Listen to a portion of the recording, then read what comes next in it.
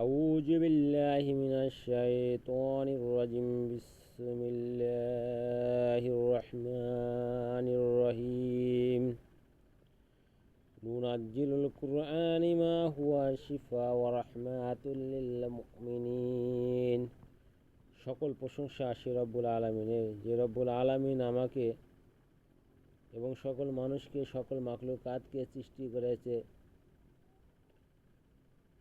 সে রব্বুল আলামিনের প্রতি শুকর আদায় করি, সকলে বলে আলহামদুলিল্লাহ। আল্লাহ তাআলা বলেছেন মুসলমান মুসলমানের ভাই,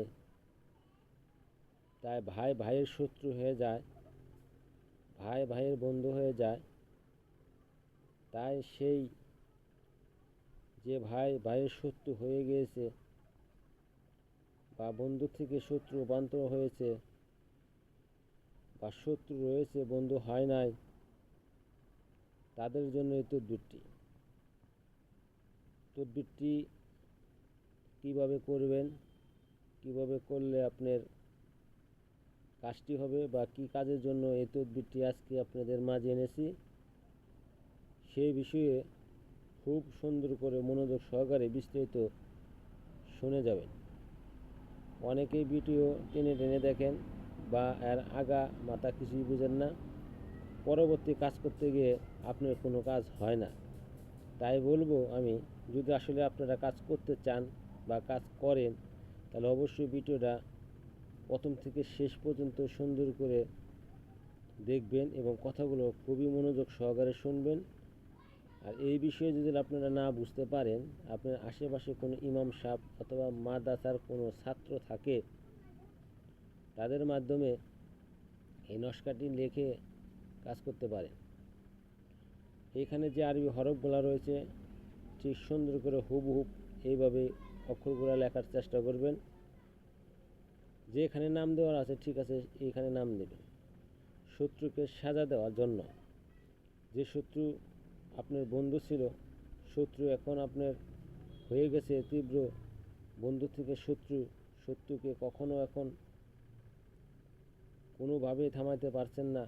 যখন মানুষের মহব্বতের মানুষের শত্রু হয়ে যায়, তাকে থামাতে অনেক ব্যাগ লাগে। তাই বলবো, এই নস্কা দ্বারা যে কোনো শত্রুকে আপনি থামিয়ে দিতে পারেন বা দমন করতে পারেন। এটা যদি আপনি লিখে দুইটি নস্কা আপনি লিখতে হবে। একটি নস্কা লিখে শত্রুর নাম লিখে পাথরে চাপা দিবেন, আর একটি নস্কা লিখে আপনি সুন্দর করে নদীতে ভাসিয়ে দিবেন।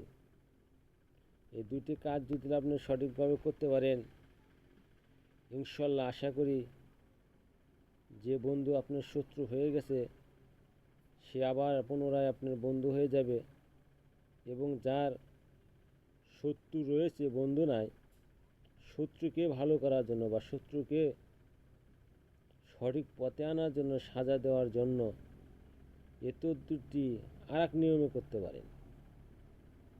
এই শত্রুর নাম লিখে যদি আপনি কবরস্থানে গিয়ে আসেন, তাহলে শত্রু আস্তে আস্তে ধ্বংস হয়ে যাবে।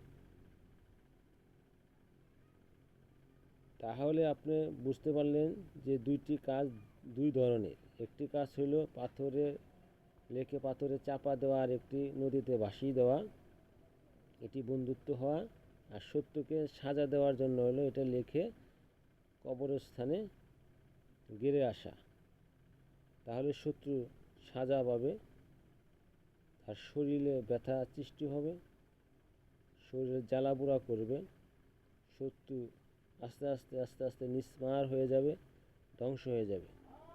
আমি বলবো এই কাজটি করার আগে অবশ্যই আমার কাছ থেকে অনুমতি নিতে হবে, তারপরে এই কাজটি আপনারা করতে পারবেন, নাহলে আপনাদের কোনো কাজ হবে না।